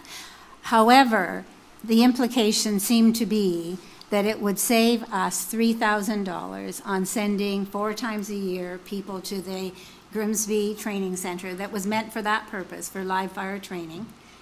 But it does not mean that our crews would not be going there. Does it mean that Station 1 would be going out and using that as well for training? Oh, absolutely correct. For sure. So 100%. neither stations, the only thing they would be going for is live training? Live fire Live training. fire training. Yeah, only because we can't do it ourselves. And so how often would that be? We usually go spring and fall, so April and November. So it might cut down going twice? Twice, But not, correct. but it's not going to save the full 4 trips? No, Okay. and depending on, recruit classes, you could be going multiple times only because your class is too big. Okay. to So train I all just of us. really want that clear for members of council, because I think people, and also especially members of the public, because I think, we're not trying to short in any way the training for our fire department by what we do about this building. Training will go on no matter what, and it will continue to be that way. I think that whole little issue of, this money, and we're going to save this money if we save these 2 bays for $30,000 is not quite accurate in terms of it. It's sort of a little bit of apples and oranges, but thank you for that. Thank you, Chair. Through you to the chief. Getting back to the remediation, you talked about the flashing. Is there anything that is going to absorb the fact that this building doesn't look as nice and pretty as the rest? Because that's important to me. Through you to Councillor Bradrick. The remediation is to remediate the outside wall. So there'll be new doors on the outside, on the existing inside wall, and then fresh paint. So that's part of the remediation process. And then fixing up the 1, 2, 3 windows that I think are just boarded up. That'll be part of the remediation as well. Okay, that's good. And I had just a comment, I guess, through you, Chair, and perhaps maybe the chief can elaborate a little bit, if applicable, about the training opportunities. I know absolutely nothing about training firefighters, and but I would imagine that when you have your own facility, it would allow you to be adaptable to maybe the needs of our own community around what that training would look like, and would also provide for more frequent training opportunities that would be perhaps more encompassing than what we have currently been able to provide on our own properties. Would that, through you, Chair, to the Chief, is that applicable for what you're thinking? That would be applicable. You're correct. Okay, that's all. Thank you. Thank you. I guess I'll wrap it up because I think 2 times is usually the way I go around the horseshoe for comments. Again, I'm a little torn, but you know, Chief, it's an unfortunate situation that this kind of didn't come to us through the whole package.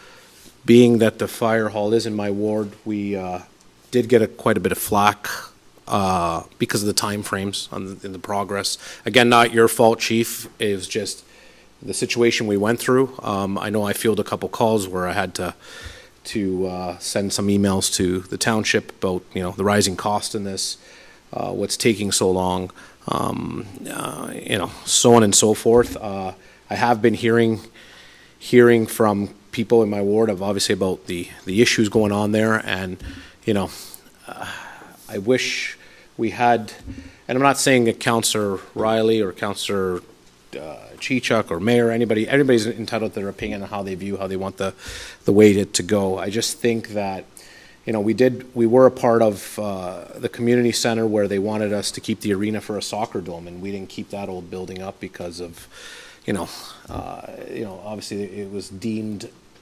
inhabitable is the word I'm looking for, you know, so. You know, there was people, and I was here when the gallery was full. When there was people here, I guess it's a different situation, but just relaying some you know, times we had here. But you know, there are people that just wanted us to remodel and not even build something new, right? And they wanted us just to keep the old. Why are we? You know, let's fix the old car, get it not a new car, right? Again, I wish this would have came in the whole package, and I wish. Like I don't even have, Chief, and again, it's not your fault. I guess you weren't here at that time, but there's no. We're hearing for training, but there's no game plan on what's into that training. Is there steps being built? Is there escapes being built? Or like escape rooms, or is there stuff that is getting built in there? There's nothing that's been brought to us to kind of help us with that. But this came at the end where I guess the couple of the guys were talking, and I don't know. I just, you know, people have been complaining, why isn't the old building down? We built a new one. And again, the cost that was rising on it's been out there in the public, and it's been on the platforms on how much it's been costing us. And we have been fielding the calls for it as a committee and as a council and the mayor, right? So those are just my comments. I guess I'll end them there, and, you know, we can put the vote up. You're wanting a recorded vote? For a recorded vote. Councillor Riley wants a recorded vote. So through the chair, just the rest of council, just for clarity's sake, just because I know there was a lot of comments made, so this will just be the original. There was no amending motion made. Not at this time. Not at this time. And just for further clarity's sake, so the ability to reconsider a motion should this fail, as I know that was kind of brought up. That is possible. It would have to be a councillor who voted with the majority. So if it were to fail, it would have to be somebody who voted no, a councillor who voted no. And then we could reconsider the motion. The reconsider motion would have to be voted on, just like an amending motion. It becomes back onto the floor where we can then amend the motion. It becomes more of a main motion and a typical motion at that time. And that's where we can make a change to the motion where council can vote again on this decision. Just for point of clarity, support for a recorded vote is for demolition, or support is for not demolition? How are you wording it? So it will exist through the chair, also just for the rest of council. So it will exist as it is on your screen right now. This is for partial demolition. This is for option A. council can vote on. It will be recorded, whether it passes or fails. If it fails, it can be reconsidered, is what I'm trying to clarify for the rest of council, just so we are aware of where we'll be, wherever the vote lands. If it passes, then it just passes. No, but because Councillor Riley asked for a recorded vote. Yep. So support, if ever, we go around the horseshoe and you ask for a recorded vote, not a system recorded vote, a Yep. verbal recorded vote is what he's asking for. Yep. By supporting it means that we're in, if you support it, you're in favor of, option A is demolish. Partial demolish, that's what I'm, Yeah, sorry. am I talking to the clerk here, or am I talking to members of committee here? Jeez. Yes. It was a choir. Yeah. Oh, So thank to the you. chair, Thank yes. you, choir. So You know, to the so- chair, the recorded vote will be for the motion of partial. If it does fail, we can reconsider, is what I just want to make very clear to the rest of council. Madam Mayor. So just a quick question to the clerk, please, and that is how we ended up having an option put into the resolution as opposed to a blank, which we often do, where somebody brings that forward. So just, again, so that anyone who's watching or anybody who watches it later has that understanding, please. Mr. CAO. Thank you. Through you, Mr. Chair, to the mayor's question there. That was myself. When the report came through, it did initially come through without anything being recommended. My position was that we need to be recommending something to council ultimately. Whether or not council agrees or disagrees with the recommendation, that's council's prerogative, but it should land, we should land on something in a recommendation. So through you, Mr. Chair, thank you, Mr. CAO, for that clarification, because that is contrary to the way we've done some things in the past, which does not mean it's wrong. So moving forward, we will know that that will happen. Thank you. Councillor Chichuk. Well, he took the mayor's. I know, You are right, Councillor Riley. I did say enough with the question. But I'm thinking, I'm not talking for a comment, sorry. So I don't, it's more clarification on the motion that because you asked for a recorded vote. Maybe someone had a question because I asked that question. Councillor The Chichuk. procedure the clerk's bringing through is the appropriate one, but in the past, we've done it without all of that stuff. So these are all changes that we should be aware of. I'm happy to see it, but if I'd known that we were going to go through that, I would have asked to amend the motion. And I would have looked for a seconder to amend the motion so that we could go with what I wanted. And if that failed, we would go back to the original motion. So I guess it doesn't matter, but it is different. It is correct. I'm not saying it's not. But it would normally have been that it just passed or failed, and we would immediately go to another motion if it were to come to the floor without the the fact that we would be reconsidering the motion. So See how the vote goes first to even get that's to that. right. But I would have handled it differently. So, Mr. Clerk, thank you for making that. That will be on a go-forward basis, Say something. and that's it. Do you have to say something? I was just gonna call the question. No, I know, but just. Yeah, okay. No, it's just like. We're there. Spinning here. No, we're good.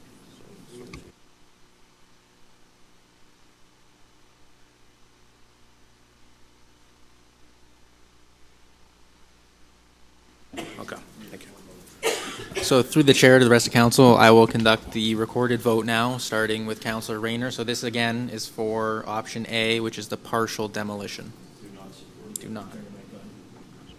Do not support. Councillor Chichok. Against. Councillor Riley. Proudly support. Councillor Trombetta. Do not support. Councillor Bradrick. Support. Mayor Gannon. Oppose. Good dialogue, members of committee. Very interesting items, these past two items, actually. Good dialogue. So through the chair to the rest of council, that motion lost. If it is the will of council, this can be reconsidered at this time. It would have to be from somebody who voted in the negative. Who opposed it? Yeah, who opposed it. And So, has to come at the council meeting. Well, now. Now? Yeah. Yeah. Chair, I would like to move to consideration of option B, which is York demolition for the entirety of the building. And at the right time, I would like to speak to that to ensure that my opinion and the reason for putting that forward as a reconsideration is understood. Okay. This night gets more fulsome as we carry on.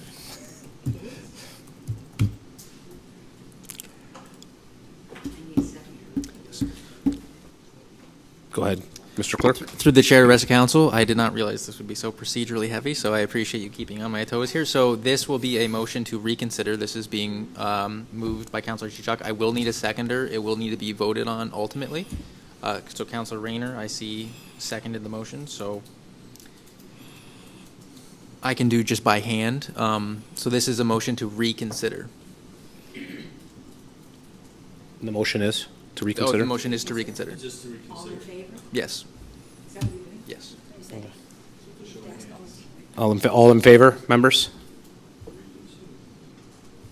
Support. Support. Okay. That motion carries.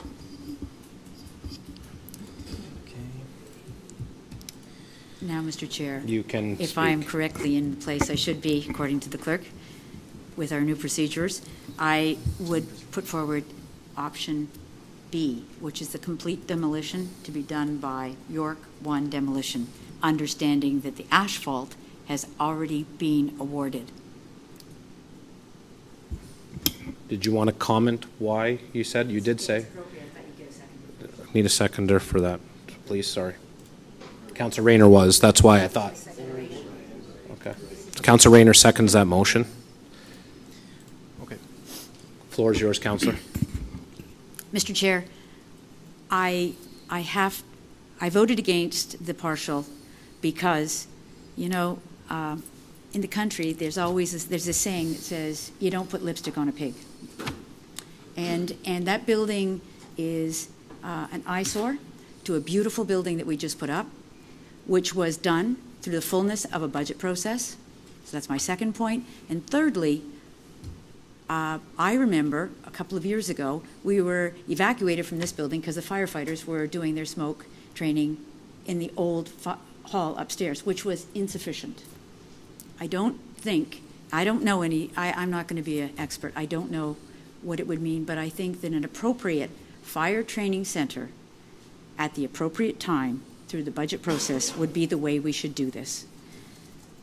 And that if we are going to do live fire training at the Grimsby facility, nothing is going to change that, and that I don't know the merit of, but it just makes me think that a proper training center would be the way to go in the future, and that if there's at any time any risk, the fire chief should come back to us and tell us that training is insufficient, and we will find options that will fill the gap that we have until we get our own. Thank you. Thank you. Councilor Rayner.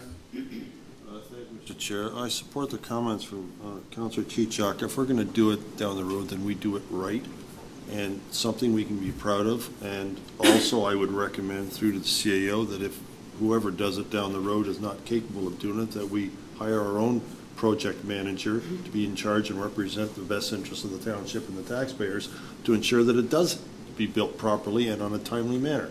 So this is a patch-up thing, and it's not going to be, it's like most things. If you patch it, it's just going to keep patching it. But if you tear it down the road with the thought that we'll somehow down the road we'll find the money and we'll end up with one thing that we're going to be really proud of, and we're so glad we did it. But right now the timing isn't right, but boy, we got a new fire hall, so we're certainly going in the right direction. And let's get rid of the eyesore, and let's potentially think down the road of what we might need and when we can afford to do it. Thank you, Councilor. Councilor Riley. Thank you, Mr. Chair. So here we are. Like I said before, I know everyone has the best interests of the community at heart here. I don't think there's anything personal to take away from this. I'll be supporting this because, I'm not going to just vote against this for the sake of voting against this because, the last vote didn't go the way I would like to have seen it. I do want to point out that, what kind of has me concerned right now, not so much concerned, but just kind of keeping my eye on, is there's been a lot of talk about a new facility, which is potentially going to be multi-million dollars on the tax base at a time when, and I'm not saying this is going to happen next year. It's not going to say it's going to happen even within this decade, but some realistic expectations is going to happen in sometime in the near future, as we concern what that's going to look like on the tax base to people who are already struggling. I think we had a missed opportunity for $30,000, something that might not have been the creme brulee there, but it's at the end of the day, it would have been sufficient for what we need. I was always raised, it's the beauty on the inside that counts. I understand that there's concerns of what it looks like on the outside and how that may have swayed councillors one way or another. I do want to thank the chief and staff for looking at this, I think, from a creative perspective, trying to utilize something that we had that could have benefit the service and the community. I realize it's not the will of council tonight, but I do think it's worth noting that I think that's the kind of outside the box thinking we want to see. When we're looking at things, we don't just want to be, because nothing's written in stone until it is what it is. So I want to make sure that that kind of thinking is up, because I don't want to just be passing on opportunities. I'm an opportunist myself, and so I always think there's room for creativity. I don't want to see us passing on opportunities because we're just thinking council's not going to support it. So I do applaud staff for bringing that idea forward, and maybe under different circumstances it could have been supported. Not this evening, but that being said, I'll wrap this up and just say, at the end of the day, we got to take care of business. I'll support the demo because we do have to get that taken care of, and everything else needs to be sorted out accordingly or appropriately before the end of October. So, thank you. No problem, Councillor Riley. Like I said, it is one of these decisions that are, I guess it could go either way, which is good, which is bad. There's really no right or wrong, I think, in this decision here. Members of committee, either way it goes, there's nothing, like I said, everybody's got some points and some opinions. Again, there's no right or wrong decision here, and I think it's good conversation that we had. We made the decision as a council, that's what we're elected to do, so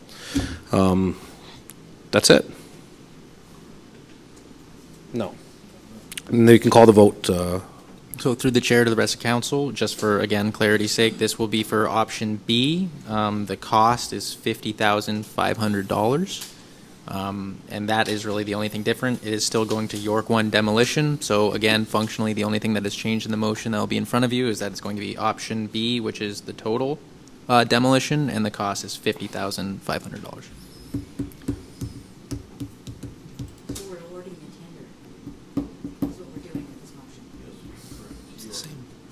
To York 1.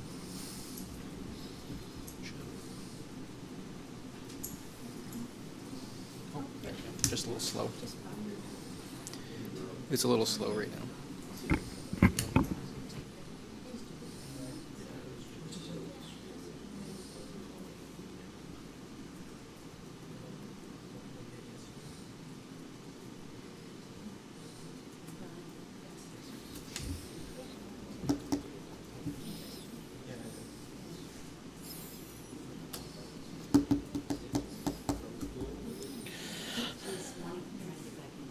I'm just trying to see. Oh, there we go. Perfect. I don't know, just. Well, it timed out. So once it times out, we'll shut the thing down. Oh, it's beautiful. It's nice and warm for me. I just sent it. Did not go through? Yes, or yay or nay? It's not. I support it. Okay, there you No internet connection. go. Okay. Moving on to, that's carries. Thank you, members of committee. Moving on, item A3924, Chief Administrative Officer Trooper McBride, staff accomplishment, Trey Benish, CRS, Certified Road Supervisor, Senior Designation. Mr. CEO, want to make some comments to that? Yes, thank you, Mr. Chair. This is something that we do like to do in profile accomplishments of staff, and this was a certification upgrade that our Public Works Manager Trey was successful in, so just wanted to make the committee aware of that and acknowledge the good work that staff are doing in continuous improvement and learning. Excellent, thank you.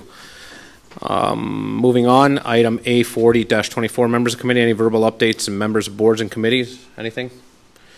Members of council, A41-24, members of council, any other business of informative nature? I got one, since a night of discussion, there's one thing I wanted to bring up. I did receive some calls, and I did I think I have mentioned some of this, my thoughts. We have the Chamber of Commerce Award Night starting up, coming on October 25th. The business awards for the businesses in West Lincoln. I did receive some phone calls from some stakeholders and stuff. Came to the conclusion that unfortunately the awards dinner is not being, to recognize business in West Lincoln, is not being held in West Lincoln. It's being held in Lincoln. So some of them were kind of, we have great facilities here. We have the Agricultural Society. We have our own community center. We have our Christian school where it was held at before. I think on a night for recognition, and I kind of agree with some of the stakeholders or people that did mention, I think this needs to go back to nothing can be changed now, but I think a conversation needs to, maybe for myself and some clarity, because I don't know how to answer when I get that call from those stakeholders or business members. It could be a timing thing, it could be something, but to recognize business awards for stakeholders, this is West Lincoln, and to have the party outside of West Lincoln, it does make me leave on the phone with not giving proper answers. And I don't know how to answer that, so maybe I'm turning to members of, As your representative. oh, that's and perfect. They're the liaison. person I'm looking at to maybe. No, you're not, and I wish I didn't have to answer this. I don't have internet now either. I have asked the question, and the decision was made by the executive of the chamber, who is not part of the township. I represent us. I certainly have made those points known when you called me, and when I received a couple of calls from businesses that say, we're here trying to do business in West Lincoln. Why would I go to another municipality to get my award? I'm sorry, but I'm being blunt. And the issue was that a number of the facilities were booked, and they had left it not realizing how busy the township was. So it is an awards night. It is not a dinner, so it's just cocktails. Sorry, I you're wanted right, to correct that because, but it is being held at a winery in another community, and tickets are available from the chamber. And I will guarantee you that they now know that we'd prefer to have it in West Lincoln. And thank you for that. At least I can have some answers, because I was left a little bit stunned, Councillor Chichuk, which, rightfully so. Again, to recognize people outside that's in our community, I think there's some questions that need to be answered. Councillor Riley? Actually, thank you for bringing this up, Mr. Chair. I had personally reached out to the executive director when I first received my invitation just to seek some clarity. It was actually before I had received any calls, and then shortly after, within that week, I had a couple businesses as well mention to me in Crossing that they were surprised it was being taken outside the municipality. And I think, to some extent, I don't think there's so much upset. I think it just seems a little, what's the word for it, like a little bit backwards. We're trying to recognize the excellence of businesses, and we're celebrating that outside the excellence of our community. And so I know the executive director, when she had reached out to replied back to me, had highlighted the fact that, what Councillor Chichuk had mentioned, that it was more of a timing thing, and that next year they're going to bring it back, or she's going to bring it back to the board to ensure that it actually takes place locally here. But I completely stand with you there. I think it's certainly worth noting and highlighting, and also recognizing how great our community is, and and how grateful we are for the businesses that do business, that drive our local economy, and that they're still being appreciated locally here, even if they're celebrated outside of it. So, thank you. Madam Mayor? So thank you, Mr. Chair. I want to weigh in on this as well. I'm not on that committee this year. I know you were looking my way at one point. I just looking maybe somebody. But I have been on that committee, for several years in the past. This year I had no input whatsoever because they have a brand new committee. I too was surprised to see that they had moved it outside. I think, in fairness, it's very difficult to find a place locally in West Lincoln where you can hold an event of that size and of that nature.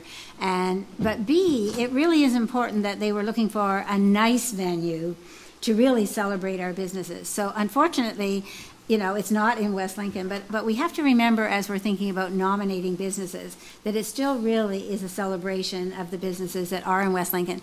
And I'm really fearful that because there's this little bit of controversy about where the actual event is being held, that we're not going to see the nominations for businesses that deserve to be nominated. So I think it's just in part of this discussion, I just want to really emphasize how important it is that we still encourage people, in spite of the location, you know, to nominate worthwhile businesses and to make sure that we turn it into a really nice celebration for those businesses that are operating in West Lincoln. So, thank you, Mr. And I Chair. agree, Madam Mayor, it is still recognizing the businesses, but we do have facilities. You know, we do have the Agricultural Society that holds 300 people. We had, you know, we did it at the Christian school. It was just, when you have stakeholders and people do call, they, you know, it is a concern for them to be inside of our area, right? And so absolutely, I don't disagree with that. I think we've already been told that those were not available at the time that they were looking for it. They've actually changed their night as well. So it could be that they just couldn't find something until they found something on that particular night. It used to be a weeknight as opposed to on the weekend.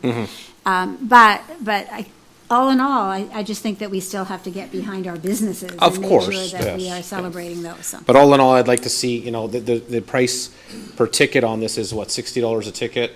That is revenue that could come in instead of being out. And that's how I look at it. And that's, I guess, people that are in business look at it that way as well. So, again, I don't want to take away from the recognition of that person for the business, but again, in the future, if Councillor Chichuk, if we can have that conversation, which I know you did, but maybe in the future, have a more of a conversation at your next meeting about it at the chamber would be great. Mr. Chair, I can assure you that I will, and they are also looking at finding an appropriate place for the mayor's breakfast luncheon, and bringing it back. You'll remember that it was oversubscribed this year a little, and so they're looking at facilities within the township, which is great. And yes, this is an unfortunate situation, but if any of those Lincoln wineries want to move into West Lincoln, we'd receive them with open arms. We're actually going out to show them our businesses are a great success by going to We love our Beanshaw. wineries, but we love our farms too. So. We love our farms, and there's probably a farm that could handle this. The Agricultural Society is huge. That's right. Thank you. Thank you. Anybody else? That's it? No other, nothing else? Okay. Moving on to new business, don't seeing any. Confidential matters, we do have one confidential matter, or two confidential matters, sorry. So I'll go that this next portion of the meeting be closed to consider the following persuasion. So I need a mover, and not yet, but that the recommendation reads that the next portion of this meeting be closed to the public to consider the following pursuant to section 239.2 of the Municipal Act 2001. 12.1, Property Tax and Payroll Coordinator Lisa Casco-Young and Manager of Finance Caitlin Rapovs. Recommendation Report T17-2024, Municipal Act Section 357, 358, 359. Applications Report provided under a separate cover. Applicable closed personal matters of an unidentifiable individual, including municipal or local board employees. And 2, Director of Services Justin Palov, Citizen Appointee Boards and Committees, Heritage Committee, application provided under a separate cover, personal matters of an identifiable individual, including municipal or local boards. And there is a recommendation. Do I read the recommendation? No. So I'll need a mover to go into closed. Councillor Chichuk, seconded by Councillor Riley, and the vote will be in front of you. And that carries. So we will move into confidential. Thank you. If you want a little bit of a break.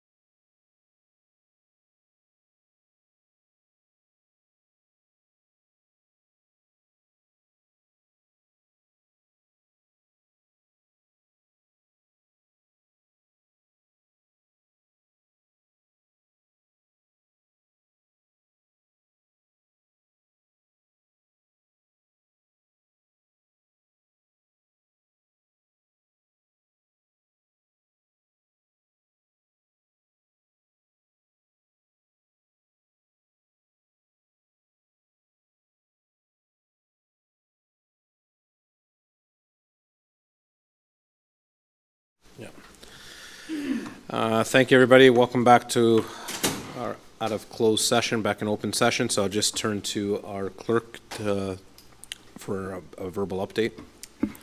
So I'll just need a mover and seconder for the motion that I read to the rest of council. That staff proceed as directed in closed session in regards to confidential items 12.1 and 12.2. Looking for a move, Councillor Chichuk, seconded by Madam Mayor. Is that by hand or by electronic? And this one is voted by hand vote. And that carries. Okay. Thank you, everybody, for this first portion of tonight's meeting. So I will adjourn the meeting at 8:43 p.m. We'll head on to Public Works following right after this meeting. Thank you.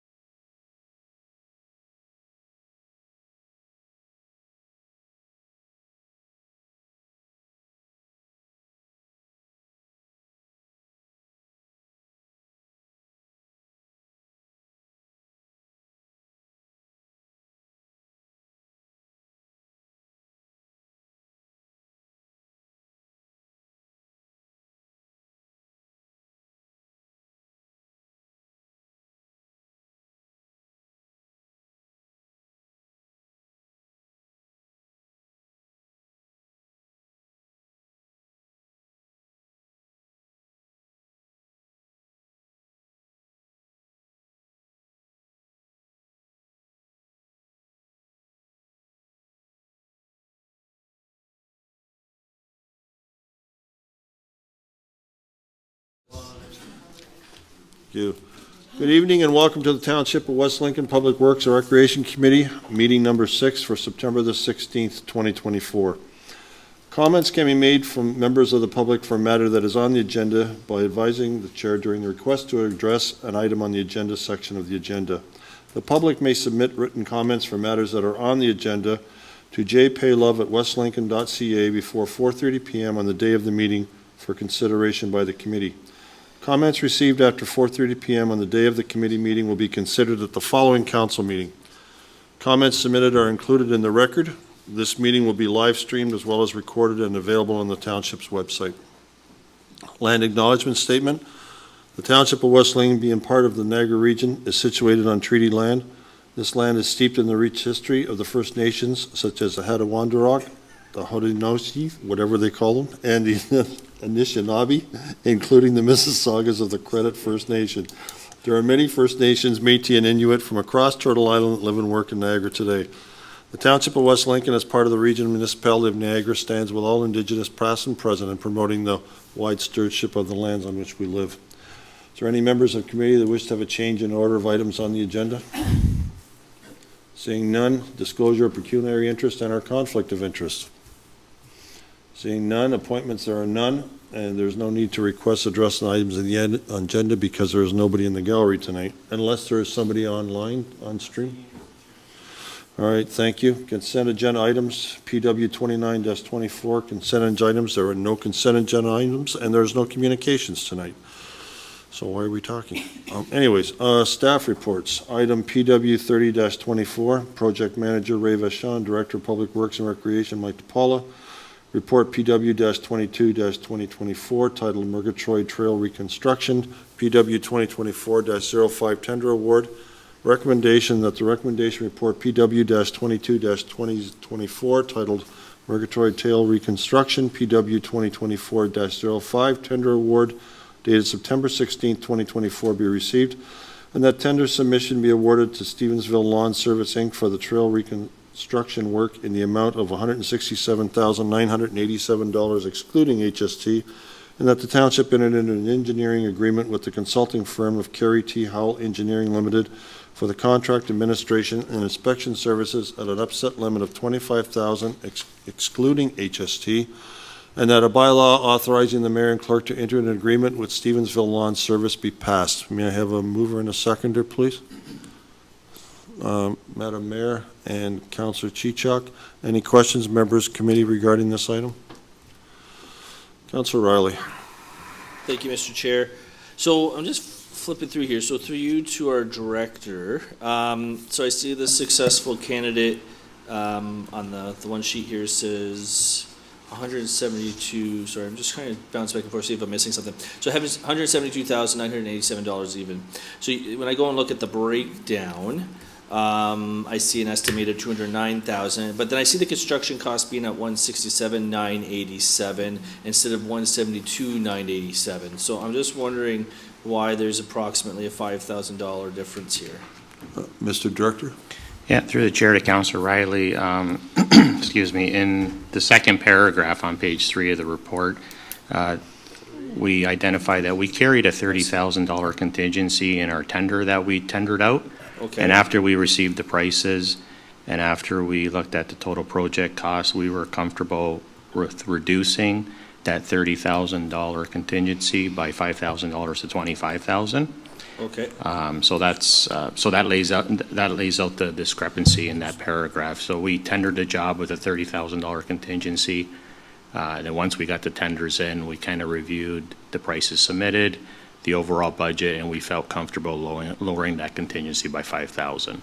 Okay. So that's why there's a difference. And so I appreciate that. I would just ask in the future too, if we're going to break stuff down, that be included in the breakdown so we actually see and capture that net savings. Because you're right, I kind of guess I read past that when I was reading the 167,987. If I followed one more sentence, there is a brief explanation that it was removed. But when we're kind of jumping from what they came in at and then we're just seeing the hard numbers afterwards, it just would have been nice to capture that sooner. So maybe we can keep that in mind in the future. Otherwise, Yeah, that's yeah. my Point noted. questions. We'll make it more clear in the future reports. Thank you. Appreciate that. Any other members? Seeing none, I guess it's vote time. Oh, sorry. Did you have your hand up? I'm sorry. It's okay. Through you, Chair, to the Director. I see we were unsuccessful in the Trillium request. Was that once or twice that we submitted to them?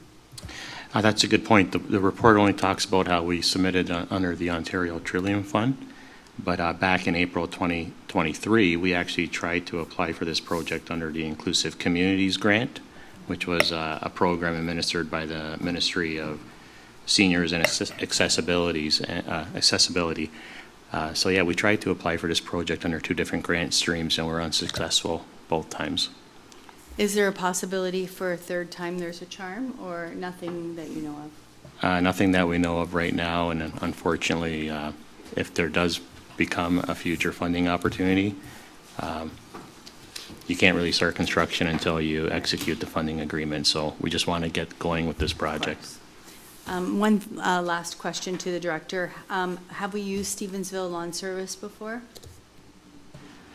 Throughout my career, yes. I don't think they've done any projects for the township recently, but I have worked with that contractor in the past, and they're very reputable.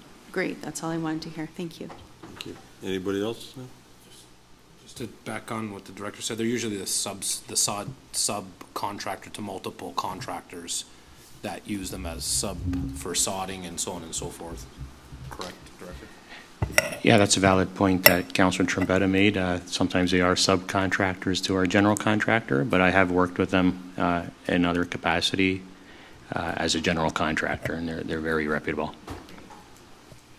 Well, thank you. Anything else? Okay, time to go. It's not.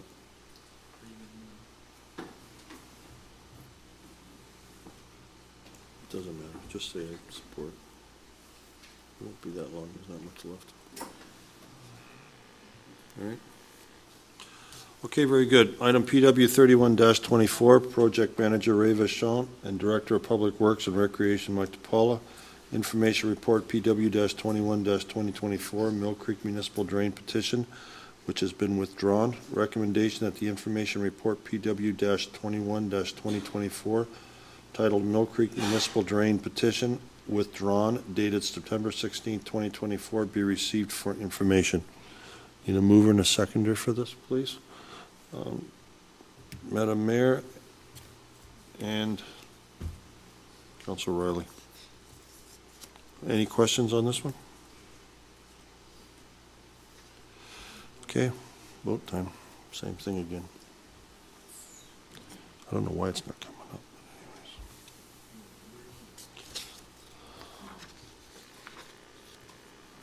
Thank you. Okay, other business, item PW 32-24, members of committee, verbal updates.